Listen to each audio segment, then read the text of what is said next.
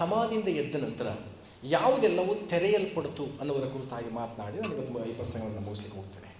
ಇವತ್ತು ಇಲ್ಲಿ ಕೂಡಿ ಬಂದಂತಹ ಹೊಸ ಜನರೇ ನೀವು ಗಮನಿಸಬೇಕು, ಯೇಸು ಸ್ವಾಮಿ ಸಮಾಧಿಯಿಂದ ಎದ್ದದ್ದು ಯಾತಕ್ಕೆ, ಏನೆಲ್ಲ ನಡೆಯಿತು ಅನ್ನೋದರ ಕುರಿತು ನಾವು ಧ್ಯಾನ ಮಾಡೋಣ.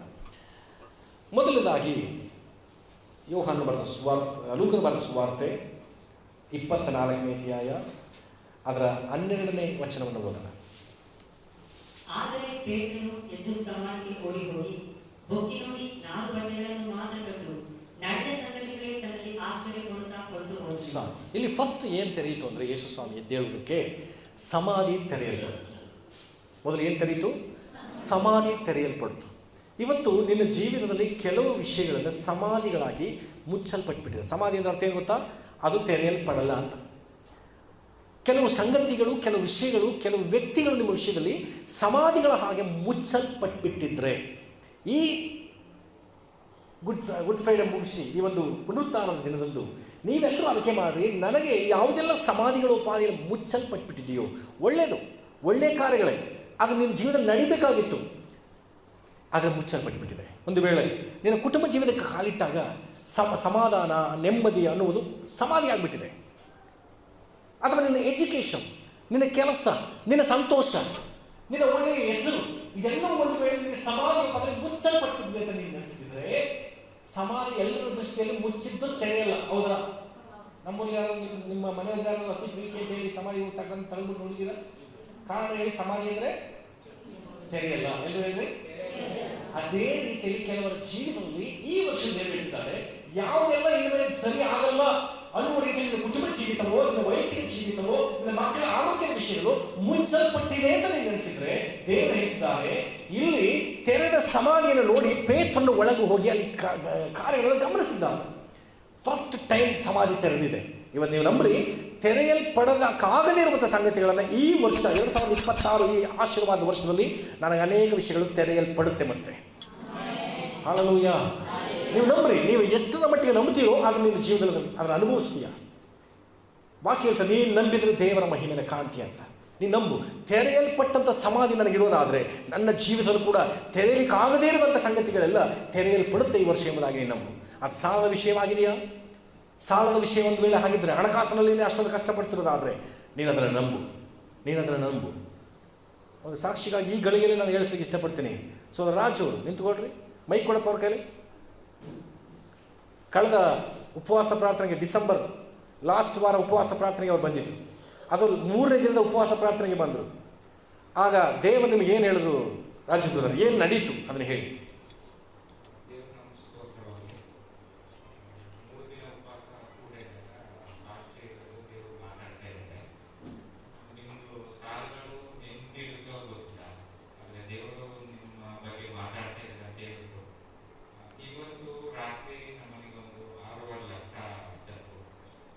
ಇವತ್ತು ರಾತ್ರಿ ತಾನೇ, ನಿನ್ನೆ ರಾತ್ರಿ ತಾನೇ 6.5 ಲಕ್ಷ ಅವರ ಕೈಗೆ ಬಂದು ತಲುಪಿದೆ. ಆದರೆ ಅವ್ರು ಬರ್ತಾರೆ, ಅವರ ಹಣ ಅಲ್ಲ, ಹೆಚ್ಚು ಅವರ ಹಣ ಅಲ್ಲ, ಕೊಡಬೇಕಾದ ಹಣ ಅಲ್ಲ, ಬರಬೇಕಾದ ಹಣ ಅಲ್ಲ, ಯಾವುದೂ ಅಲ್ಲ. ಡಿಸೆಂಬರ್ಲಿ ಹೇಳಿದ್ರು, ಈ ವರ್ಷ ನೀನು ಹೇಗೆ ಸಾಲ ತಿರುತ್ತೋ ಗೊತ್ತಿಲ್ಲ, ಗೊತ್ತಿಲ್ಲದ ದಾರಿಗಳಿಂದ ನಿಮಗೆ ಬಂದು ಸಾಲ ತಿರುತ್ತೆ ಅಂತ ದೇವರ ಆತ್ಮ ತಿಳಿಸಿದ್ರು. ಅದೇ ರೀತಿಯಲ್ಲಿ ತಿಳಿಸಿದ್ದಾರೆ ಅಂದರೆ ದೇವರನ್ನು ಆಶೀರ್ವಾದ ಮಾಡಿ. ನನ್ನ ದೇವರ ಮಾತು ಅಷ್ಟರ ಮಟ್ಟಿಗೆ ಖಚಿತವಾಗಿರ್ತದೆ. ಇವತ್ತು ನಂಬ್ರಿ, ಇವತ್ತು ನಿನ್ನ ಜೀವಿತದಲ್ಲಿ ಸಮಾಧಿಯಾಗಿ ಅದು ತೆರೆಯಲ್ಪಡಲ್ಲ ಅಂತ ಯಾವುದನ್ನೆಲ್ಲ ನೆನೆಸಿದಿರೋ, ಈ ವರ್ಷ ನಂಬ್ರಿ ನನ್ನ ಜೀವನ ಅದು ತೆರೆಯಲ್ಪಡುತ್ತೆ ಎಂಬುದಾಗಿ. ಅದು ತೆರೆಯಲ್ಪಡ್ತಾರೆ. ಆರೋಗ್ಯದ ವಿಷಯವಾಗಲಿ, ಹಣದ ವಿಷಯವಾಗಲಿ, ಕುಟುಂಬದ ವಿಷಯವಾಗಲಿ, ಮಕ್ಕಳ ವಿಷಯವಾಗಲಿ, ನಿನ್ನ ಭವಿಷ್ಯದ ವಿಷಯವಾಗಿರಲಿ. ಒಂದು ವೇಳೆ ನನ್ನ ಭವಿಷ್ಯತ್ತು, ನನ್ನ ಸಾಕ್ಷಿ ಹಾಳಾಗಿರೋದ್ರಿಂದ, ನನ್ನ ಊರಲ್ಲಿ ನನ್ನ ಹೆಸರು ಕೆಟ್ಟೋಗಿರೋದ್ರಿಂದ ನನ್ನ ಜೀವನ ಸರಿಯಾಗಲ್ಲ ಅಂತೇಳಿ ನೀನು ನಂಬಿದ್ರೆ ನಂಬ್ರಿ, ದೇವರು ಅದನ್ನು ಬದಲಾಯಿಸ್ತಾರೆ. ಯೇಸು ಸ್ವಾಮಿ ಎದ್ದದ್ದು ಮೊದಲದಾಗಿ ಸಮಾಧಿ ತೆರೆಯಲ್ಪಡ್ತು. ಆಮೇಲೆ ಎರಡನೇದಾಗಿ 29ನೇ ವಚನ ಓದೋಣ. ಲೂಕನ ಬರೆದ ಸುವಾರ್ತೆ 24ನೇ ಅಧ್ಯಾಯ ಅದರ 29ನೇ ವಚನ. ಎಲ್ಲರೂ ಬೈಬಲ್ ತೆಗೀರಿ. ಆದರೆ ಅವರು ಸಂಜೆ ಆಯಿತು, ಹೊತ್ತು ಇಳಿಯುತ್ತಾ ಬಂತು ಎಂದು ಆತನಿಗೆ ಹೇಳಿ ಬಲವಂತ ಮಾಡಲು ಆತನವರು ಕೂಡ ಇರುವುದಕ್ಕೆ ಊರೊಳಗೆ ಹೋದರು. ಸಾಕು. ಎಮ್ಮಾವು ಶಿಷ್ಯರ ಸಂಗಡ ಯೇಸು ಸ್ವಾಮಿ ಹೋಗ್ತಿದ್ದಾನೆ. ಯೇಸು ಸ್ವಾಮಿ ಅಂತ ಅವ್ರಿಗೆ ಗೊತ್ತಿಲ್ಲ. ತುಂಬ ದೂರ ಪ್ರಯಾಣ ಮಾಡ್ತಾರೆ. ಎಷ್ಟು ಕಿಲೋಮೀಟರ್ ಹೇಳಿ ನೋಡೋಣ? 6.5 ಮೈಲು ದೂರ ನಡ್ಕೊಂಡು ಹೋಗ್ತಾರೆ ಯೇಸು ಸ್ವಾಮಿ ಶಿಷ್ಯರ ಸಂಗಡ. ಎಮ್ಮಾಹು ಶಿಷ್ಯರ ಸಂಗಡ, ಎಮ್ಮಾಹುಗೆ ಹೋಗ್ತಾ ಇದ್ದಂಥ ಶಿಷ್ಯರ ಸಂಗಡ. ನಾನು ಫಾಸ್ಟಾಗಿ ಮಾತಾಡ್ತಿದ್ದೀನ? ಅರ್ಥ ಆಗ್ತಿದ್ದಿಲ್ವಾ? ಹಾಂ, ಇನ್ನು ಸ್ವಲ್ಪ ಸ್ಲೋ ಬೇಕು. Thank you. ಎಮ್ಮಾವು ಶಿಷ್ಯರಿಗೆ ಹೋಗ್ತಾ ಇದ್ದ ಶಿಷ್ಯರ ಜೊತೆ ಯೇಸು ಸ್ವಾಮಿ ನಡ್ಕೊಂಡು ಹೋಗ್ತಿದ್ದಾನೆ. ಹೋದಾಗ ಯೇಸು ಸ್ವಾಮಿ ಅವರ ಊರು ಬತ್ರಮಂತಂತೇಳಿ ನಾನು ಹೊರಡ್ತೀನಿ ಅಂತೇಳಿ ಅವರು ಬೇರೆ ಮಾರ್ಗ ಹಿಡಿಯುವಾಗ ಶಿಷ್ಯರು ಕೇಳ್ಕೊಳ್ತಾರೆ, ನೀನು ನನ್ನ ಜೊತೆನೇ ಇರಬೇಕು. ಇಷ್ಟೆಲ್ಲ ವಾಕ್ಯದ ವಿವರಣೆ ಮಾತಾಡಿದ್ರೆ ತುಂಬ ಚೆನ್ನಾಗಿ ಮಾತಾಡಿ, ನೀವು ನಮ್ಮ ಜೊತೆ ಇರಿ ಅಂಥೇಳಿ ಇಲ್ಲಿ ಯೇಸು ಸ್ವಾಮಿ ಅವರ ಸಂಗಡ ಉಳಿಯುವುದಕ್ಕೆ ಒಪ್ಪಿಕೊಂಡನು. ಅದರ ಅರ್ಥ ಎಮ್ಮಾವು ಶಿಷ್ಯರು ತನ್ನ ಮನೆಯ ಬಾಗಿಲನ್ನು ತೆರೆದುಕೊಟ್ರು. ಯಾರಿಗೆ? ಯೇಸು ಸ್ವಾಮಿಗೆ ಎಮ್ಮಾವು ಶಿಷ್ಯರು ತನ್ನ ಮನೆಯ ಬಾಗಿಲುಗಳನ್ನು ತೆರೆದುಕೊಟ್ರು. ತೆರೆದುಕೊಟ್ಟ ನಂತರ ಅವ್ರ ಜೀವನ ಏನು ನಡೀತು ಗೊತ್ತು? ತುಂಬ ಜನರು ಇರುವಂಥ ಸಭೆ ದೇವ ಜನರೇ, ನಿಮ್ಮ ಮನೇಲಿ ಯೇಸು ಸ್ವಾಮಿಗೆ ಜಾಗ ಕೊಡ್ರಿ ಅಂದರೆ ಒಂದು ಫೋಟೋಗೆ ಜಾಗ ಕೊಡಿ ಅಂತಲ್ಲ ಅರ್ಥ. ನಿನ್ನ ಮನೇಲಿ ಯೇಸು ಸ್ವಾಮಿ ಇದ್ದಾನೆ ಅಂತ ನಂಬ್ರಿ, ಮೂಢನಂಬಿಕೆಗಳನ್ನ ಬಿಡ್ರಿ, ಕಲ್ಲು ಮಣ್ಣುಗಳನ್ನು ಪೂಜೆ ಮಾಡೋದನ್ನ ಬಿಡ್ರಿ. ಅದು ಯಾವುದು ಬದುಕಿಲ್ಲ.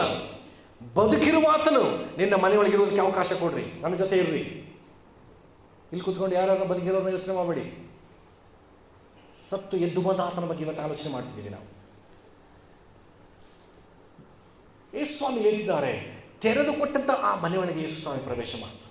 ಇವತ್ತು ಕಲ್ಲು ಮಣ್ಣು ಮರ ಪೂಜಿಸುವಂಥ ನಿನ್ನೊಳಗೆ ಕೆಲವು ನೋಡಿದ್ದೀನಿ, ಬೆತ್ತನೂ ಪೂಜೆ ಮಾಡೋರಿದ್ದಾರೆ ನಮ್ಮ ಜನ. ಏನ ಬೆತ್ತ, ಇವನು ಎತ್ತ ತಗೊಂಡೋಗ ಕಳಿಸ್ಬೇಕು ಗೊತ್ತಿಲ್ಲ. ಬೆತ್ತ, ಕಂಚಿಂದು ಏನದು ಕಳಸ, ಎಲ್ಲನೂ ಪೂಜೆ ಮಾಡ್ತಿದ್ದಾರೆ ಈ ದಿನಗಳಲ್ಲಿ. ನಾನು ಹೇಳ್ತಿದ್ದೀನಿ, ಸಮಾಧಿಯಿಂದ ಎದ್ದು ಬಂದ ಆತನನ್ನು ಪೂಜಿಸ್ರಿ, ನಂಬ್ರಿ, ಈ ವ್ಯಕ್ತವಾದಗಳನ್ನು ಬಿಡ್ರಿ. ಇದ್ಯಾವುದು ದೇವರಾಗಲಿಕ್ಕೆ ಸಾಧ್ಯ ಇಲ್ಲ. ಅದ್ಯಾವುದ್ರೂ ನಿನ್ನನ್ನು ಒಳ್ಳೇದು ಮಾಡೋದಿಲ್ಲ, ನಿನಗೆ ಒಳ್ಳೇದು ಮಾಡೋದಿಲ್ಲ. ಯೇಸುವಿಗೆ ಸಮಾಧಿಯಲ್ಲಿ ಎದ್ದು ಬಂದ ಯೇಸುವಿಗೆ ನಿನ್ನ ಮನೆಯ ಬಾಗಿಲನ್ನು ತೆರೆದುಕೊಡ್ರಿ. ಆಮೇಲೆ ನಿನ್ನ ಪ್ರಾರ್ಥನೆ ಕೇಳ್ರಿ. ಕುಟುಂಬ ಪ್ರಾರ್ಥನೆ ಮಾಡುವಾಗ, ದೇವರಲ್ಲಿ ನನ್ನ ಮನೆಯಲ್ಲಿ ನೀನು ವಾಸ ಮಾಡು, ನನ್ನ ಮನೆಯಲ್ಲಿ ನೀನು ಇರಬೇಕು ಸ್ವಾಮಿ. ಮನೆ ಕಟ್ಟುವಾಗೆಲ್ಲ ಒಂದು ದೇವರ ಮನೆ ಕಟ್ಟಬೇಡಿ. ಏನು ಕಟ್ಟಬೇಡಿ? ಮನೆಯಲ್ಲಿ ಒಂದು ದೇವರ ಮನೆ ಕಟ್ಟಬೇಡಿ. ಮನೆಯೇ ದೇವ್ರಿಗೆ ಕಟ್ಟಿ, ಮನೆಯಲ್ಲಿ ದೇವರು ವಾಸವಾಗಿರ್ತಾರೆ. ಹಲ್ಲೆಲೂಯಾ. ದೇವರು ನಿನ್ನ ಮನೆಯಲ್ಲಿದ್ದರೆ ಎಲ್ಲವನ್ನ ಅವ್ರು ನೋಡಿಕೊಳ್ತಾರೆ, ಎಲ್ಲವನ್ನ ನೋಡಿಕೊಳ್ತಾರೆ. ಹಲ್ಲೆಲೂಯಾ. ಮೂರನೇದಾಗಿ 31ನೇ ವಚನ,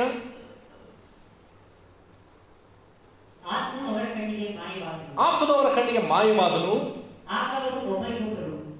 30ನೇ ವಚನ, ಆತನು ಅವರ ಸಂಗಡ ಊಟಕ್ಕೆ ಕೂತುಕೊಂಡಾಗ ರೊಟ್ಟಿಯನ್ನು ತೆಗೆದುಕೊಂಡು ದೇವರ ಸ್ತೋತ್ರ ಮಾಡಿ ಕುಡಿದು ಅವರಿಗೆ ಕೊಡುತ್ತಿರಲಾಗಿ ಅವರ ಕಣ್ಣುಗಳು ತೆರೆದವು.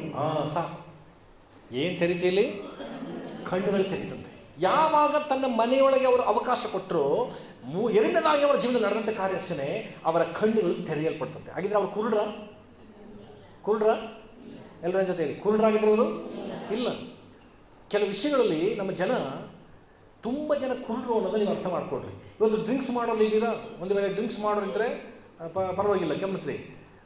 ಡ್ರಿಂಕ್ಸ್ ಮೇಲೆ ಬರೆದಿರುತ್ತೆ ಏನಂತ, ಇದರಿಂದ ಸಾವು ಸಂಭವಿಸುತ್ತದೆ, ಕ್ಯಾನ್ಸರ್. ನಾನು ಬಾಟಲ್ ಹತ್ತಿರದಿಂದ ಓದಿಲ್ಲ, ಕೇಳಿಸ್ಕೊಂಡ್ರ ವಿಷಯ ಅಷ್ಟೇ. ಇದು ಒಂದಿನ ತಗೊಂಡು ಓದ್ತೀನಿ ನಾನು, ಅದಕ್ಕೋಸ್ಕರ ಓದ್ಕೊತೀನಿ. ಬಾಟ್ಲ್ ಹಿಡ್ಕೊಳ್ಳೋಕೆ ಒಂಥರ ಬೇಜಾರಾಗುತ್ತೆ. ಅದು ಓದ್ಕೊಳ್ಳೋಕ್ಕಾದ್ರೂ ನೋಡ್ತೀನಿ. ಅದನ್ನ ದೊಡ್ಡ ಚಿತ್ರ ಇರ್ತದೆ, ಸಿಗರೆಟ್ ಮೇಲೆ ದೊಡ್ಡ ಚಿತ್ರ ಇರ್ತದೆ.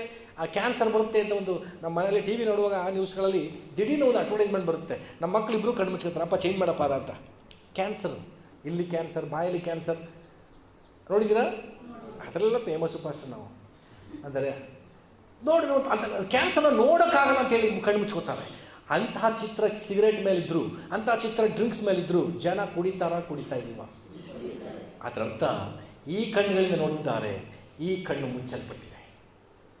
ಒಂದು ಕಲ್ಲು, ಒಂದು ಮಣ್ಣು, ಒಂದು ಮರ, ಅದನ್ನು ಹೋಗಿ ದೇವರೇ ನನ್ನ ಆಶೀರ್ವಾದ ಮಾಡು ಸ್ವಾಮಿ ಅಂತ ಕೇಳ್ತಿದ್ದಾರೆ.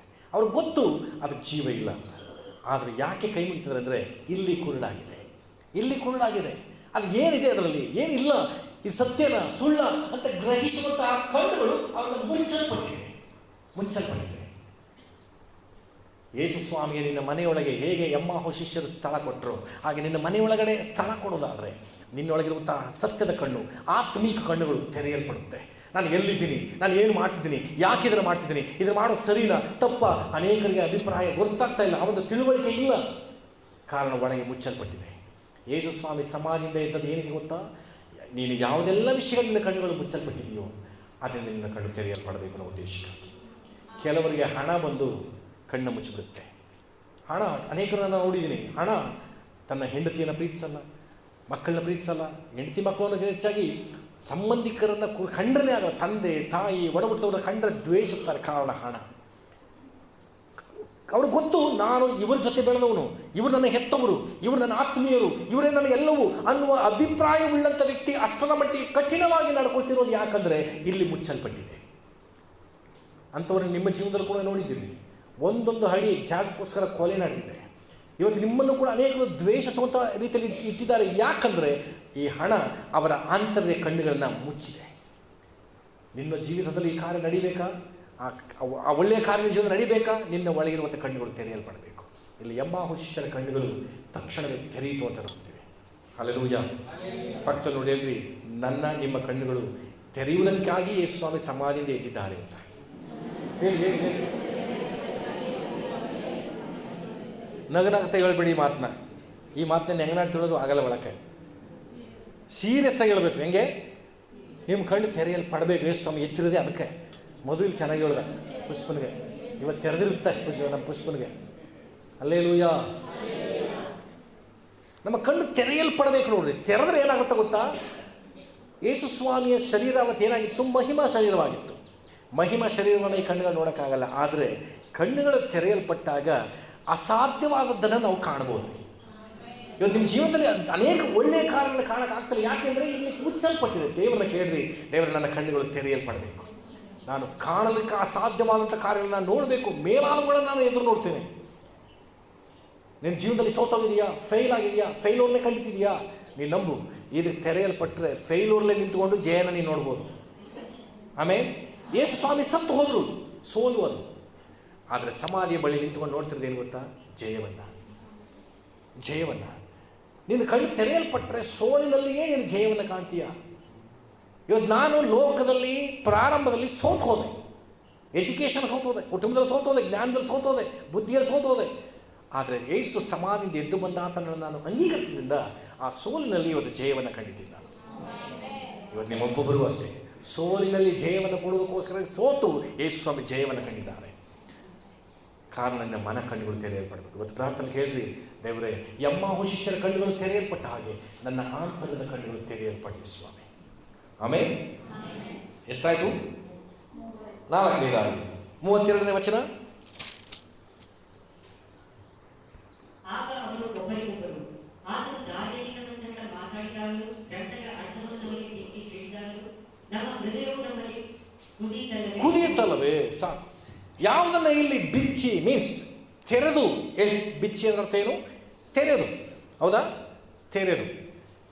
ಇಲ್ಲಿ ಯಾವುದನ್ನು ಇಲ್ಲಿ ತೆರೆದಿದ್ದಾರೆ ಅಂದರೆ ತೆರೆದ ವಾಕ್ಯಗಳು, ಬಿಚ್ಚಲ್ಪಟ್ಟಂಥ ವಾಕ್ಯಗಳು. ಇವತ್ತು ಸತ್ಯವೇದವನ್ನು ಓದ್ತಾರೆ ಅನೇಕರು, ಯಾವ ವಚನವೂ ಅವ್ರಿಗೆ ಅರ್ಥ ಆಗ್ತಿಲ್ಲ.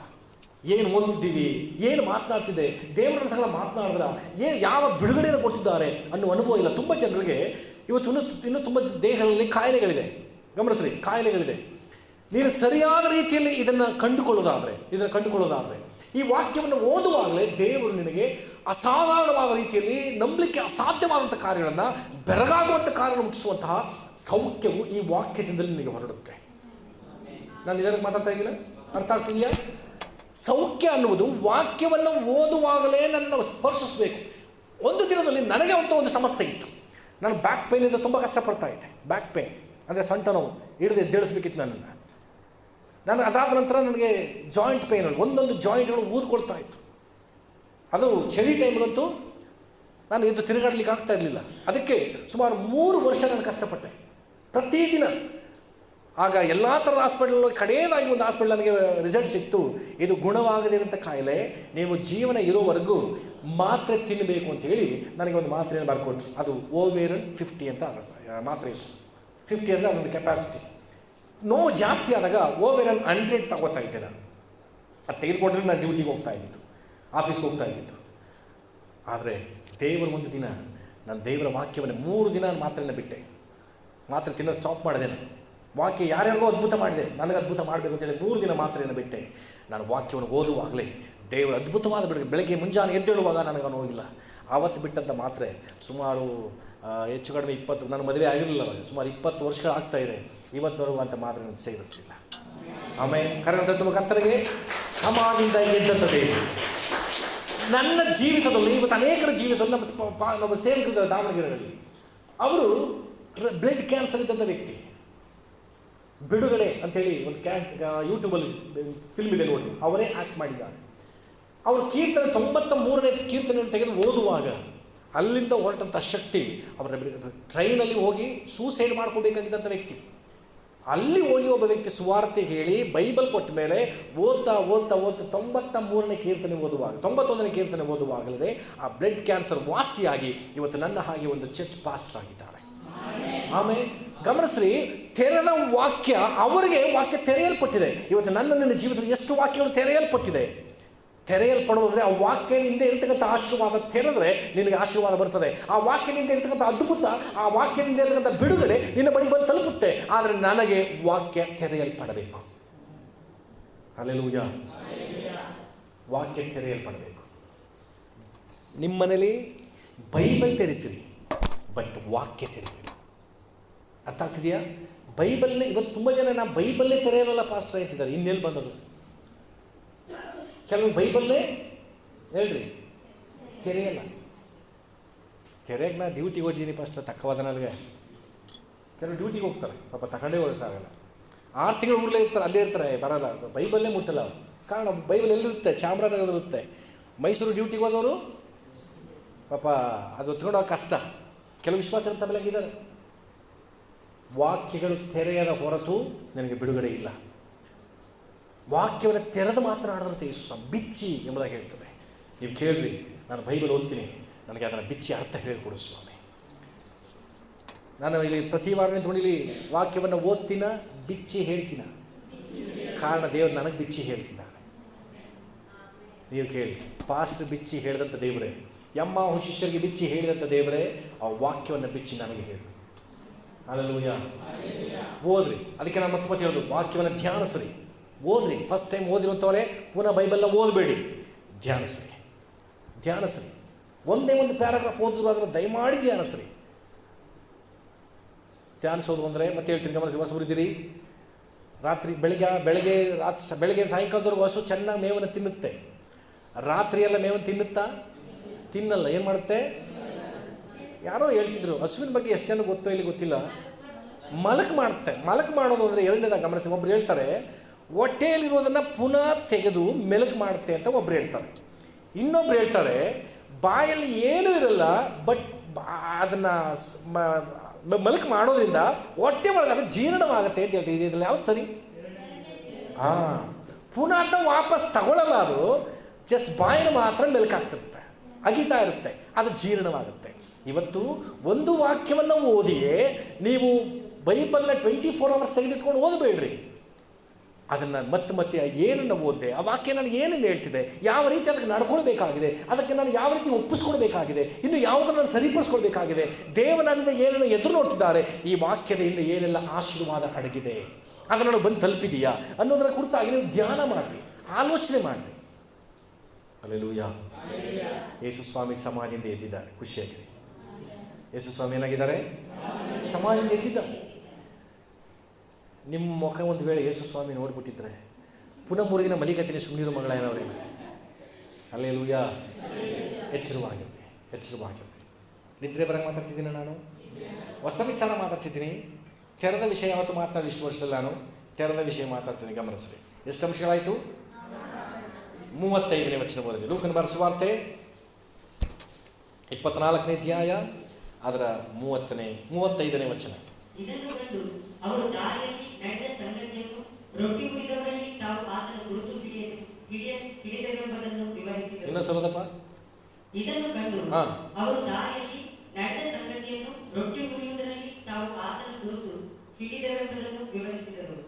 ಆತನ ಗುರುತು ಹಿಡಿದೇವೆಂದು ಕಪ್ಪ. ಅರ್ಥ ಆಯ್ತಾ? ಅವ್ರು ಓದಿದ್ದು ಅರ್ಥ ಆಯ್ತಾ ನಿಮಗೆ? ಗುರುತಿಡುವುದು. ಗಮನಿಸಿ. 35ನೇ ವಚನ ಹೇಳ್ತದೆ, ಇದನ್ನು ಕಂಡು ಅವರ ದಾರಿಯಲ್ಲಿ ನಡೆದ ಸಂಗತಿಗಳನ್ನು ರೊಟ್ಟಿ ಮುರಿಯುವುದರಲ್ಲಿ ತಾವು ಗುರುತು ಹಿಡಿದದ್ದನ್ನು ವಿವರಿಸಿದರಂತೆ. ವಿವರಿಸಿದರು ಅಂದರೆ ಯಾವಾಗ ಇವರ ಕಣ್ಣುಗಳು ತೆರೆಯಲ್ಪಡ್ತೋ ನೆಕ್ಸ್ಟ್ ಇವರ ತುಟಿಗಳು ತೆರೆಯಲ್ಪಡ್ತು. ಏನು ತೆರೆಯಲ್ಪಡ್ತು? ನಮ್ಮ ಸಭೆಯಲ್ಲಿ ತುಂಬ ಜನರ ತುಟಿ ಬಿಚ್ಚದೇ ಇಲ್ಲ. ಒಬ್ರಿಗಾರು ಸುವಾರ್ತೆ ಹೇಳಿದ್ದಾರೆ ಅಂತ ಹೇಳಿ ಬಿಚ್ಚಲ್ಲ. ಇವರು ವಿವರಿಸ್ತಾ ಇದ್ದರಂತೆ ಯೇಸು ಸ್ವಾಮಿ ಕುರಿತ, ಯೇಸು ಸ್ವಾಮಿ ನಡೆದಂಥ ಘಟನೆಗಳನ್ನೆಲ್ಲವನ್ನ ವಿವರಿಸಿದರು. ಅಂದರೆ ತುಟಿಯನ್ನು ಬಿಚ್ಚಿದ್ರು, ಪ್ರಾರಂಭ ಮಾಡೋದು ಮಾತನಾಡಲಿಕ್ಕೆ. ದೇವರ ಜೀವನದಲ್ಲಿ ಏನು ಮಾಡಿದ್ದಾರೆ ಇವತ್ತು? ತುಂಬ ಜನ ಶಿಷ್ಯತ್ವದಲ್ಲಿ ಕಲಿತಿದ್ರಿ, ನನ್ನ ಕಥೆಯನ್ನು ಹೇಳಬೇಕು ಅಂತ. ದಿಟ್ಸ್ ಮೈ ಸ್ಟೋರಿ. ನನ್ನ ಕಥೆಯನ್ನು ಮತ್ತೊಬ್ಬರಿಗೆ ಹೇಳ್ಕೊಳ್ಳೋದು. ಯೇಸು ಸ್ವಾಮಿ ನನ್ನ ಜೀವನದಲ್ಲಿ ಏನು ಮಾಡಿ, ಇವತ್ತು ನಾನು ಹೇಳಿದೆ ನನ್ನ ಜೀವನದಲ್ಲಿ ತುಂಬ ನೋವುಗಳಿತ್ತು, ಕಾಯಿಲೆ ಇತ್ತು, ನನಗೆ ಬಿಡುಗಡೆ ಕೊಟ್ಟರು ಅಂತ.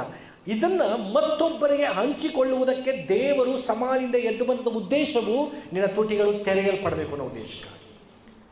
ಇವತ್ತು ಅನೇಕರ ತುಟಿ ತೆರೆಯಲ್ಪಡೋದು ಏನಿಗೆ ಗೊತ್ತಾ? ಮತ್ತೊಬ್ಬರ ಬಗ್ಗೆ ಮಾತನಾಡುವುದಕ್ಕೆ. ಯಾರ ಬಗ್ಗೆ? ಮತ್ತೊಬ್ಬರ ಬಗ್ಗೆ ಮಾತನಾಡ್ತೀರಿ. ಕೆಲವೊಬ್ಬರ ಸಹೋದರಗೆ ಮೊನ್ನೆ ಬುದ್ಧಿ ಹೇಳಿದೆ, ಗಂಡ ಹೆಂಡತಿ ಜಗಳ ಆಡಿದ್ರೆ ಯಾರು ಹೇಳ್ಕೋಬೇಕು? ಅಕ್ಕಪಕ್ಕದವ್ರಿಗೆ ಹೇಳ್ಕೋಬೇಕಾ? ಫೋನ್ ಮಾಡ್ತಾರ, ಫೋನ್ ಮಾಡಿದವ್ರಿಗೆ ನಮ್ಮಲ್ಲಿ ಇವತ್ತು ಫೈಟು ಅಂದ್ರೆ ಅರ್ಥವಾದ ಸರಿನಾ? ಸರಿ ಇಲ್ಲ ಇದು, ಹೌದಾ? ಎಲ್ರಿಗೂ ಹಂಚ್ಕೊಳ್ಳೋದಲ್ಲ ಗಂಡ ಹೆಂಡತಿ ವಿಷಯನ. ಆ ಫೈಟ್ ಅಂದರೆ ಅವಳಿಗೆ ಹೇಳೋಕ್ಕಿಂತ ಹೆಂಡತಿ ಹೋಗಿ ಕಾಲು ಹಿಡ್ಕೊ, ತಪ್ಪಾಯಿತು ಕ್ಷಮಿಸ್ಬಿಡು ಅಂತ. ಹೆಂಡ್ತಿರೇ ಸಂತೋಷ ಪಡಬೇಡಿ, ಕಾಲು ಹಿಡಿಕೊಳ್ತಾರ ನಮ್ಮ ಪಾಸ್ಟರ್ ಒಳ್ಳೆಯವರು ಅಂತ. ಗಂಡರ ಹತ್ರ ಕಾಲಿಡಿರಿ, ಸರಿಪಡಿಸ್ಕೊಳ್ಳೋಣ ನಾವು ಅಂತೇಳಿ. ಹಲ್ಲೆಲೂಯ. ಅದನ್ನು ಬಿಟ್ಟು ವ್ಯರ್ಥವಾದ ವಿಷಯಗಳನ್ನ ಮಾತನಾಡಿ ನಿಮ್ಮ ಪಾಪಗಳನ್ನು ಹೆಚ್ಚಿಸ್ಕೊಳ್ಬೇಡ್ರಿ. ನಾನು ನಿಮ್ಮನ್ನು ಎಚ್ಚರಿಸ್ತಾ ಇದ್ದೀನಿ. ನಮ್ಮ ತುಟಿಗಳು ತೆರೆಯಲ್ಪಡಬೇಕು. ತಾವೇನು ಹೇಳ್ತೇವೆ? ನನ್ನ ತುಟಿಗಳು ಎಡಬಿಡದೆ ಆತನ ಸ್ತೋತ್ರ ಮಾಡ್ತದೆ. ಸ್ತುತಿ ಮಾಡಿ ದೇವರಿಗಾಗಿ ಇನ್ನೊಬ್ಬರ ಸಂಗಡ ಮಾತನಾಡಿ ದೇವರ ವಿಷಯವನ್ನು. ಇವತ್ತು ಪುನರುತ್ಥಾನ ಹೊಂದಿದ್ದೀರಿ, ಎಲ್ಲಿಗೆ ಹೋಗ್ತಿದ್ದೀರಿ ಅಂತ ತಕ್ಷಣ ಚರ್ಚ್ಗೆ ಏನ್ಬೇಡಿ. ಸಮಾಜದಿಂದ ಎದ್ದು ಬಂದಿದ್ದಾರೆ ದೇವರು, ಅದಕ್ಕೆ ಹೋಯ್ತೀನೇನೆ. ತುಟಿಗಳನ್ನು ತೆರೆಯೋದಕ್ಕೆ ಒಂದು ಉದ್ದೇಶ ಬೇಕು ನಮಗೆ. ಯಾರಾದರೂ ಒಂದು ಪ್ರಶ್ನೆ ಹಾಕಿದ್ರೆ ಸಾಕಲ್ಲ, ಕಾಯಬೇಕು ನಾವು ತುಟಿಗಳನ್ನು ತೆರೆಯುವುದಕ್ಕೆ. ಯೇಸು ಸ್ವಾಮಿ ಸಮಾಜದಿಂದ ಎದ್ದದ್ದು ನಿನ್ನ ತುಟಿಗಳು ತೆರೆಯಲ್ಪಡಬೇಕು ಅನ್ನೋದಕ್ಕೋಸ್ಕರ. ಪಕ್ಕದಲ್ಲಿ ಕೈ ಕೊಟ್ಟು ಹೇಳಿ, ಯೇಸು ಸ್ವಾಮಿ ಎದ್ದಿದ್ದಾರೆ, ನಿನ್ನ ತುಟಿ ತೆರೆಯಲ್ಪಡಬೇಕು ಅಂತ. ತೆರಿತೀರಾ? ಮತ್ತೊಬ್ಬರಿಗೆ ತಿಳಿಸ್ತೀರಾ? ಯೇಸುವಿನ ಕುರಿತು ಮತ್ತೊಬ್ಬರಿಗೆ ತಿಳಿಸ್ಬೇಕು. ಆಮೇಲೆ ಎಷ್ಟನೇದಾಯಿತು? 6ನೇದಾಗಿ 45ನೇ ವಚನ ಓದೋಣ. 45ನೇ ವಚನ. ಆಮೇಲೆ ಅವರು ಶಾಸ್ತ್ರವಚನಗಳನ್ನು ತಿಳಿದುಕೊಳ್ಳುವಂತೆ ಆತನು ಅವರ ಬುದ್ಧಿಯನ್ನು ತೆರೆದು ಅವರಿಗೆ ಕ್ರಿಸ್ತನು ಶ್ರಮೆಪಟ್ಟು. ಸಾಕು. ಏನನ್ನು ತೆರೆದು? ಬುದ್ಧಿನ ತೆರೆದು. ನೋಡಿ, ಕಣ್ಣು ತೆರಿಬೇಕು, ತುಟಿ ತೆರಿಬೇಕು, ಬಾಗಿಲು ತೆರಿಬೇಕು. ಏನಾಯ್ತು ನೆಕ್ಸ್ಟು? ಸಮಾಧಿ ತೆರಿಬೇಕು. ಆಮೇಲೆ ವಾಕ್ಯ ತೆರಿಬೇಕು. ಇಲ್ಲಿ ಹೇಳ್ತಿದ್ದಾರೆ ಬುದ್ಧಿ ತೆರಿಬೇಕಂತೆ. ನಮ್ಗೆ ಬುದ್ಧಿ ಇಲ್ವಾ? ಹೇಳ್ರಿ, ನಮ್ಗೆ ಬುದ್ಧಿ ಇಲ್ವಾ? ಇದೆ. ಅದಕ್ಕೆ ಬಟ್ಟೆ ಹಾಕೊಂಡು ಸ್ನಾನ ಮಾಡ್ಕೊಂಡು ಕರೆಕ್ಟಾಗಿ ನೀಟಾಗಿ ಬಂದು ಕೂತಿದ್ದೀವಿ. ಅದು ಕೆಲವರು ಫ್ಯಾನ್ನೇ ಹುಡಿಕೊಂಡು ಕೂತಾರೆ. ಬುದ್ಧಿ ಫ್ಯಾನ್ ಹಿಡಿಲೇ ಕೂತ್ಕೋತಾರೆ ಕೆಲವರು, ಕಾರಣ ಬುದ್ಧಿ. ಕೆಲವರು ಮುಂದೆಲ್ಲ ಏನು ಬಂದು ಕೂತ್ಕೋತಾರೆ, ಕಾರಣ ಬುದ್ಧಿ. ಕೆಲವರು ಹಿಂದಕ್ಕೆ ಇಷ್ಟಪಡ್ತಾರೆ. ಯಾಕೆ ಹೇಳಿ? ಪಾಸ್ಟ್ ಕಣ್ಣು ಕಾಣಲ್ಲ ನಾವು, ಬುದ್ಧಿ. ಕೆಲವು ಗಾಡಿ ತಿಂತಾರೆ, ಮರದಿನಲ್ಲೇ ಹುಡುಕ್ತಾರೆ. ಎಲ್ಲಿ ಕೇಳಿ? ಬುದ್ಧಿ. ಆದರೂ ಸತ್ಯವೇದ ಹೇಳ್ತದೆ, ನಿಮ್ಮ ಬುದ್ಧಿ ತೆರೆದಿಲ್ಲ ಅಂತ. ನಿಮ್ಮ ಬುದ್ಧಿ ತೆರೆದಿಲ್ಲ. ಬುದ್ಧಿ ತೆರೆದರೆ ಏನಾಗುತ್ತಂತೆ ಅಲ್ಲಿ? ಅವರು ಶಾಸ್ತ್ರ ವಚನಗಳನ್ನು ತಿಳುಕೊಳ್ಳುವಂತೆ. ಶಾಸ್ತ್ರ ವಚನಗಳೆಲ್ಲವೂ ಗೂಢಾರ್ಥವಾಗಿರುತ್ತೆ. ನಮ್ಮ ಟೆಕ್ಸ್ಟ್ ಬುಕ್ ಆಗಿರ್ತಕ್ಕಂತಹ ಪಾಠಗಳು ಗೂಢಾರ್ಥವಾಗಿರುತ್ತಾ? ಸ್ಕೂಲು ಕಾಲೇಜುಗಳಲ್ಲಿ ಗೂಢಾರ್ಥವಾಗಿರುತ್ತಾ? ಇಲ್ಲ. ಅದನ್ನು ಅರ್ಥ ಮಾಡ್ಕೊಂಡು ಸ್ಕೋರ್ ಮಾಡೋಕ್ಕೆ ದೊಡ್ಡ ಸರ್ಕಸ್ ಮಾಡ್ತೀವಿ, ಹೌದಾ? ಕಾರಣ ಒಂದೇ, ಬುದ್ಧಿ ಇಲ್ಲ. ನಮ್ಮ ಬುದ್ಧಿ ತೆರೆಯಲ್ಪಟ್ಬಿಟ್ರೆ ಸಣ್ಣದಾಗಿ ತೋರಿಸಿದ್ರು ಅದು ಅರ್ಥ ಆಗ್ಬಿಡುತ್ತೆ. ಕೆಲವರಿಗೆ ಕೆಲವು ವಿಷಯ ಬುದ್ಧಿ ತುಂಬ ಚೆನ್ನಾಗಿರುತ್ತೆ. ಮೊಬೈಲ್ ಕೊಡಿ, ಹೊಸ ಮೊಬೈಲ್ ಕೊಡಿ, ಹಿಂದೆ ಮುಂದೆ ಹೆಂಗೆ ಆನ್ ಮಾಡಬೇಕು, ಎಲ್ಲಿ ಹೋಗ್ಬೇಕು, ಏನು ಹೇಳ್ಕೊಡ್ಬೇಡಿ. ಆ ಬುದ್ಧಿ ಏನು ಮಾಡ್ತೀವಿ ಗೊತ್ತಾ? ಅವರು ಚೆನ್ನಾಗಿ ವರ್ಕ್ ಮಾಡಿಬಿಡ್ತಾರೆ. 1 ಅವರ್ ಕೊಟ್ಟು ನೋಡಿ, ಇದು ಎಷ್ಟು ವರ್ಷ ಆಯಿತು ಮೊಬೈಲ್ ತಗೊಂಡು ಹೋದಾಗ ಮಾಡಿಬಿಡ್ತಾರೆ. ಹಂಗೆ ಯೂಸ್ ಮಾಡ್ತಾರೆ. ಕಾರಣ ಬುದ್ಧಿ ಇದೇ ಆ ವಿಷಯದಲ್ಲಿ. ಆದರೆ ಶಾಸ್ತ್ರ ಗ್ರಂಥಗಳನ್ನು, ಪಾಠಗಳನ್ನು ಅರ್ಥ ಮಾಡಿಕೊಳ್ಳುವಂತಹ ಬುದ್ಧಿ ಏನಿಲ್ಲ, ತೆರೆಯಲ್ಪಟ್ಟಿಲ್ಲ. ಪ್ರಿಯ ದೇವಜನರೇ, ಗಮನಿಸಿದ್ರೆ, ಸ್ಟೂಡೆಂಟ್ಗಳಿಗೆ ಗಮನಿಸ್ರಿ, ನೀನು ಬುದ್ಧಿ ತೆರೀಬೇಕು. ಕೆಲವರಿಗೆ ಅಡುಗೆ ಮಾಡೋಕ್ಕೆ ಇನ್ನೂ ಎಷ್ಟೋ ವರ್ಷದ ಕಿಚನ್ನಲ್ಲಿ ನಿಂತಾರೆ, ಬುದ್ಧಿ ತೆರೆದಿಲ್ಲ. ಎಷ್ಟು ಅನ್ನಕ್ಕೆ ಎಷ್ಟು ಉಪ್ಪು ಹಾಕಬೇಕು, ಎಷ್ಟು ಸಾರಿಗೆ ಎಷ್ಟು ಉಪ್ಪು ಹಾಕಬೇಕು, ಗಂಡನ ಯಾವಾಗ ಬಡಿಸ್ಬೇಕು, ಯಾವಾಗ ನೀರು ಕೊಡಬೇಕು ಗೊತ್ತಿಲ್ಲ. ಕಾರಣ ಬುದ್ಧಿ ತೆರೆದಿಲ್ಲ. ನಾನು ಅನೇಕ ಸಲ ಹೇಳಿದ್ದೀನಿ, ಇಷ್ಟು ವರ್ಷ ಅಡುಗೆ ಮಾಡಿದವರು ಸಾಂಬಾರಿಗೆ ಉಪ್ಪು ಹಾಕ್ಬಿಟ್ಟು ಟೇಸ್ಟ್ನ ನೆಕ್ಕನ್ನು ಮಾಡಬಾರ್ದು. ಏನು ನೋಡಬಾರ್ದು. ಹಂಗೆ ಮಾಡೋದು ಕಲ್ತಿರೋರೇ ಬುದ್ಧಿವಂತರು. ನೀವು ಟೇಸ್ಟ್ ಮಾಡ್ತಿದ್ರೆ, ಇನ್ನೂ ಕೂಡ ಟೇಸ್ಟ್ ಹುಡುಕ್ತಿದ್ರೆ ನೀನು ಬುದ್ಧಿ ತೆರೆದಿಲ್ಲ ನಿಮಗೆ ಅಂತ ಅರ್ಥ. ಇಷ್ಟು ವರ್ಷ ನಾನೇ ಇವತ್ತು ಅನ್ನ ಮಾಡು, ಸಾಂಬಾರು ಮಾಡಿದ್ರು ಕಣ್ಣು ಅಳ್ತಲ್ಲೇ ಉಪ್ಪು ಹಾಕ್ತೀನಿ, ನಾನು ಟೇಸ್ಟ್ ನೋಡಲ್ಲ. ನಾನು ಅಪರೂಪವಾಗಿ ಕಿಚನ್ಗೆ ಹೋಗೋನು. ಸಿಸ್ಟರ್ ಚಪ್ಪಾಳಿ ಹೊಡ್ರಿ ನನಗೋಸ್ಕರ. ಹಾಲೆಲೂಯ. ಮತ್ತು ಯಾಕಂದರೆ ಇನ್ನೂ ಎಷ್ಟೋ ಜನ ಸ್ತ್ರೀಯರು ಕೇಳಿದ್ರೆ ಟೇಸ್ಟ್ ನೋಡೇ ಕೊಟ್ಬಿಟ್ಟು ಪಾಸ್ಟರ್ ಹೇಳ್ತಾರೆ. ಯಾಕೆ ಸ್ವಲ್ಪ ಸಪ್ಪ ಅಂದರೆ ಟೇಸ್ಟ್ ನೋಡಿಲ್ಲ ನಾನು ಅಂತ. ಟೇಸ್ಟ್ ನೋಡಿದ್ರೆ ನೀನು ಏನು ಬುದ್ಧಿ ತೆರೆದಿಲ್ಲ. ಕರೆಕ್ಟ್, ಬುದ್ಧಿ. ಪುರುಷರೇ ಇನ್ಮೇಲೆ ಹೇಳಿ ಹೆಂಡತಿಗೆ, ಟೇಸ್ಟ್ ನೋಡದೆ ಮಾಡೋದು ಕಲ್ತ್ಕೊ ನೀನು. ನಮ್ಮ ಅಡುಗೆ ತಟ್ಟೆ ಬರ್ತಿದ್ದಾಗೇ ಆ ಸ್ಮೆಲ್ಲು, ಆ ಟೇಸ್ಟ್ನ ನೋಡಿ ಗುಡ್ ಅನ್ಬೇಕು. ಹಂಗೆ ಕಲ್ತಿರ್ಬೇಕು ಹೆಣ್ಣು ಮಕ್ಕಳು. ನಾನು ಮೊನ್ನೆ ನಮ್ಮ ಮಾನಸ ಬಗ್ಗೆ ಅವ್ರ ಮನೆಗೆ ಹೋಗಿದ್ದೆ. ಅವರ ತಾಯಿ ಹೇಳ್ತಿದ್ರು, ಅವ್ರು ಗಾರ ಕೆಲಸ ಮಾಡಿ ನಿಂತಿದ್ಲು ಸೂಪರಾಗಿ, ಪೇಟ ಗಿಟ ಕಟ್ಕೊಂಡು ಕಣ್ಣೀರೆಲ್ಲ ಮಾಡ್ತಿ, ಚೆನ್ನಾಗಿ ಕೆಲಸ ಮಾಡ್ತಿದ್ದು. ಕೇಳಿದ್ರೆ 9th ಓದ್ತಿದ್ದಾಳೆ, ಎಲ್ಲ ಥರದ ಅಡುಗೆನೂ ಮಾಡ್ತಾಳೆ. ಅವ್ರ ತಾಯಿ ಹೇಳ್ತಾಳೆ 9ನೇ ಕ್ಲಾಸ್. ನಮ್ಮ ಮಧು ಕೇಳಿ ಡಿಗ್ರಿ ಹೋದಾಗ ಟೀ ಮಾಡೋಕೆ ಗೊತ್ತಿತ್ತ ಅಂತ. ಟೀ ಮಾಡೋಕೆ ಏನೇನು ಹಾಕಬೇಕು ಪಾಸ್ಟ್ ಅಂತ ಕೇಳಿದಾಗ ಅದಕ್ಕೆ ಮಂಜಣ್ಣ ಇಲ್ಲೇ ಅವರೇ ಟೀಗೆ ಹಾಕದೆ 3 ವಸ್ತು, ಅದರಲ್ಲಿ ಯಾರೋ ಈಕೆ ಹೊಡಿ ಅಂತ. ಹಾಲೆಲೂಯ. ಬುದ್ಧಿ ತೆರೀಬೇಕು. ಪಕ್ಕದಲ್ಲಿ ಕೈ ಕೊಡ್ತೀವಿ, ಬುದ್ಧಿ ತೆರಲಿ ನಿಮ್ಮದು ಅಂತ. ಬುದ್ಧಿ ತೆರೆದವರು ಟೈಮಿಗೆ ಸರಿಯಾಗಿ ಕೆಲಸಕ್ಕೆ ಹೋಗ್ತಾರೆ. ಬುದ್ಧಿ ತೆರೆದವರು ಟೈಮಿಗೆ ಸರಿಯಾಗಿ ಚರ್ಚಿಗೆ ಬರ್ತಾರೆ. ಬುದ್ಧಿ ತೆರೆದವರು ಟೈಮನ್ನು ಫಾಲೋ ಮಾಡ್ತಾರೆ ಅಲ್ವಾ? ಬುದ್ಧಿ ತೆರೆದವರಾಗಿ ನಡ್ಕೊಳ್ಳಿ. ಮುಂದಿನ ವಾರ ನೋಡ್ತೀನಿ ಎಷ್ಟು ನಾನೇ ಡಿಕ್ಲೇರ್ ಮಾಡ್ಕೋತೀನಿ. ಹೋದ ವಾರ ಹೇಳಿದ್ದೆ ನಿಮ್ಮ ನಂಬರ್ ಮುಂದೆ ಲವ್ ಅಂತ ಸೇರಿಸ್ತೀನಿ ಅಂತ. ಬುದ್ಧಿ ತೆರೆದವರು ತೆರೆದವರು ಅಂತ ನಿಮ್ಮ ನಂಬರ್ ಮುಂದೆ ಸೇರಿಸ್ಕೊತೀನಿ ನಾಳೆ ನೆಕ್ಸ್ಟ್ ವೀಕಿಂದ. ಬುದ್ಧಿ ತೆರೆದವರು ಟೈಮಿಗೆ ಸರಿಯಾಗಿ ಬರ್ತಾರೆ. ಬುದ್ಧಿ ತೆರೆದಿರೋರು ಲೇಟಾಗಿ ಬರ್ತಾರೆ. ನಮ್ಮ ರಮೇಶ್ ಬಂದಾಗ ಡೌಟು, ಯಾವಾಗಲೂ ಬುದ್ಧಿ ತೆರಿಬೇಕು, ಬುದ್ಧಿ ತೆರಿಬೇಕು, ಟೈಮಿಗೆ ಕರೆಕ್ಟಾಗಿ ಬರಬೇಕು. ಎಲ್ಲಾದ್ರೂ ಟೈಮ್ ಲೇಟ್ ಮಾಡೋದಲ್ಲ. ಇವತ್ತು ನಾನಾಗಲೇ ಹೇಳಿದ್ದೀನಿ, ಲೇಟಾಗಿ ಮುಗಿಸ್ತೀನಿ. ಮಾತಾಡ್ಬೋದಾ? ಈ ಥರ ಗಲಗಲಗಲಗಲೇ ಒಬ್ಬರು ನಿದ್ದೆ ಮಾಡ್ತಿಲ್ಲ ನೋಡಿ. ಸ್ವಲ್ಪ ವ್ಯಾಖ್ಯಾನ ಗುಡಾರ್ಥ ನಿಧಾನಕ್ಕೆ ಹೋಗೋಣ ಅಂದರೆ ನಿದ್ದೆ ಬಂದುಬಿಡುತ್ತೆ ಕೆಲವರಿಗೆ. ಎಚ್ಚರವಾಗಿ. ಎಷ್ಟಾಯಿತು ಅಂಶಗಳು? ಇಲ್ಲಿ ಬುದ್ಧಿ ತೆರಿಬೇಕು. ಮತ್ತೊಮ್ಮೆ ಅದನ್ನೇ ಹೇಳ್ಬಿಡ್ತೀನಿ, ಶಾಸ್ತ್ರದ ವಚನಗಳನ್ನು ತಿಳ್ಕೊಳ್ಳುವಂತೆ ಅವರ ಬುದ್ಧಿಯನ್ನು ತೆರೆದು. ದೇವಜನರೇ, ಸತ್ಯವೇದದ ವಚನಗಳನ್ನು ನೀವು 1ಕ್ಕೆ 9 ರೀತಿಯಲ್ಲಿ ಅರ್ಥ ಮಾಡ್ಕೋಬೇಕು. ಸತ್ಯವೇದವನ್ನು ಒಂದು ವಚನವನ್ನು ಇವತ್ತು ಓದಿದ್ರೆ ಒಂದು ಅರ್ಥ ಆಗುತ್ತೆ, ಇನ್ನೊಂದು ವಾರ ಅಥವಾ ಒಂದು ವರ್ಷ ಬಿಟ್ಟು ಓದಿದ್ರು ಅದು ಇನ್ನೊಂದು ರೀತಿಯಲ್ಲಿ ಅರ್ಥ ಆಗುತ್ತೆ. ಆ ರೀತಿಯಲ್ಲಿ ನೀವು ವಚನಗಳನ್ನು ಅರ್ಥ ಮಾಡಿಕೊಳ್ಳುವಾಗ ದೇವರನ್ನ ಕೇಳ್ರಿ, ದೇವರೇ ನಿನ್ನ ವಾಕ್ಯಗಳನ್ನು ಅರ್ಥ ಮಾಡಿಕೊಳ್ಳುವ ಹಾಗೆ ನನ್ನ ಬುದ್ಧಿಯನ್ನು ತೆರೆ ಮಾಡು ಅಂತೇಳಿ. ಬುದ್ಧಿ ಇದ ಎಲ್ಲ ಮುಟ್ಟೇಳಿ, ನನ್ನ ಬುದ್ಧಿಯನ್ನು ತೆರೆ ಮಾಡಿ ನಿನ್ನ ವಾಕ್ಯವನ್ನು ತೆರೀಬೇಕು. ಆಮೇಲೆ ನನ್ನ ಬುದ್ಧಿಯನ್ನು ತೆರೆ ಮಾಡು. ನಾನು ಕೇಳ್ತೀನಿ, ಯಾವ ವಚನ ಓದಿದ್ರು ಏನು ಅರ್ಥ ಆಯಿತು? ತುಂಬ ಜನ ಪ್ರಸಂಗ ಇವತ್ತು ಹೊರಗಡೆ ಹೋದ್ಮೇಲೆ ಕೇಳಿ, ಇವತ್ತು ಪ್ರಸಂಗ ಆಗಿತ್ತು ಅಂತ ಚೆನ್ನಾಗಿತ್ತು ಅಂತಾರೆ. ಏನು ಕಲಿತೆ ಅಂತ ಕೇಳಿ ಅದಕ್ಕೆ ಆನ್ಸರ್ ಬರೋದು ತುಂಬ ಜನರ ಜೀವನದಲ್ಲಿ. ಏನು ಬೈಬಲ್ ಓದ್ದೆ ಹೇಳ್ತಾರೆ, ಯಾವ ಅಧ್ಯಾಯ ಓದ್ದೆ ಹೇಳ್ತಾರೆ, ಆದರೆ ಏನು ಕಲಿತೆ ಇಲ್ಲ. ಕಾರಣ ಬುದ್ಧಿ ತೆರೆಯಲ್ಪಟ್ಟಿಲ್ಲ. ಬುದ್ಧಿ ತೆರೀಬೇಕು. ಪ್ರಿಯ ಸಭೆಯೇ, ಯೌವನಸ್ಥರೇ, ನೀನು ಬುದ್ಧಿ ತೆರೆದಿದ್ರೆ ನೀನು ಕೊಡಲ್ಪಟ್ಟಂಥ ಎಲ್ಲವುಗಳನ್ನು ಚೆನ್ನಾಗಿ ಅರ್ಥ ಮಾಡ್ಕೊಳ್ತೀಯ. ಯಾವುದೇ ಪಾಠ ಆಗಿರಲಿ, ಯಾವ ಸಬ್ಜೆಕ್ಟ್ನೂ ಕಷ್ಟ ಅಂತ ಹೇಳಬೇಡಿ ಮಕ್ಕಳೇ.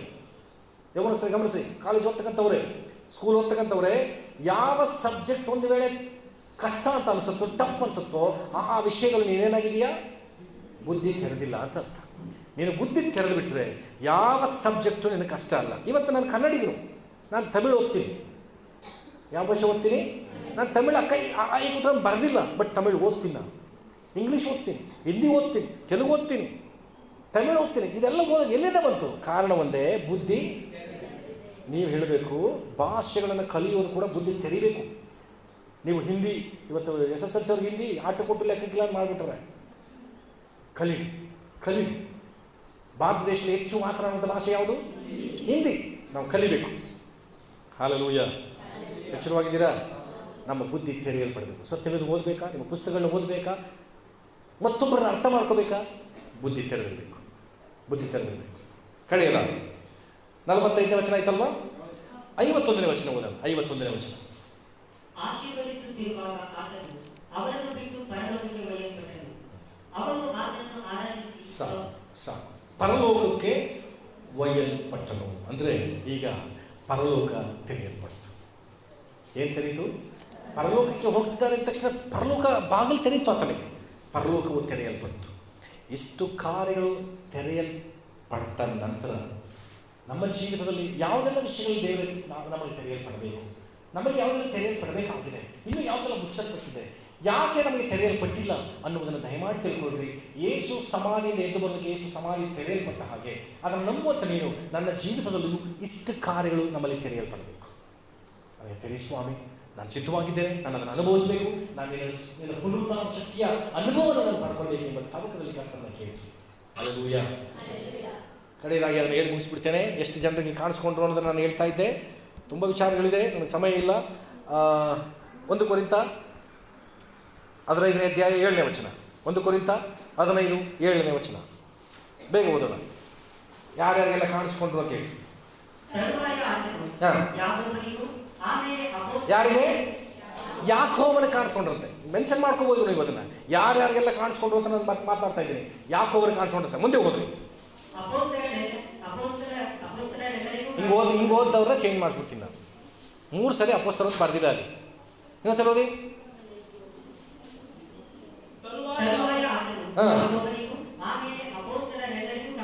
ನಿಧಾನಕ್ಕೆ ಓದಿ ಇನ್ನ. ಕಟ್ಟ ಕಡೆಗೆ ದಿನ ತುಂಬದೆ ಯಾರಿಗೆ? ಪೌಲನಿಗೆ. ಪೌಲನಿಗೂ ಅವ್ರು ಕಾಣಿಸ್ಕೊಂಡ್ರಂತೆ ನೋಡ್ರಿ. ಮುಂದೆ ಹೋದ್ರಿ.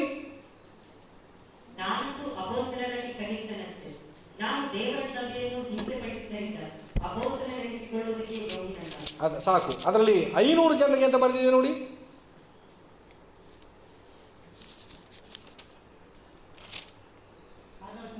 ಆರನೇ ವಚನ ಓದೋಣ.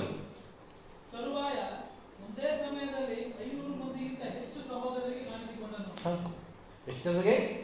500 ಮಂದಿಗಿಂತ ಹೆಚ್ಚು ಜನರಿಗೆ ಯೇಸು ಸ್ವಾಮಿ ಕಾಣಿಸಿಕೊಂಡ್ರು.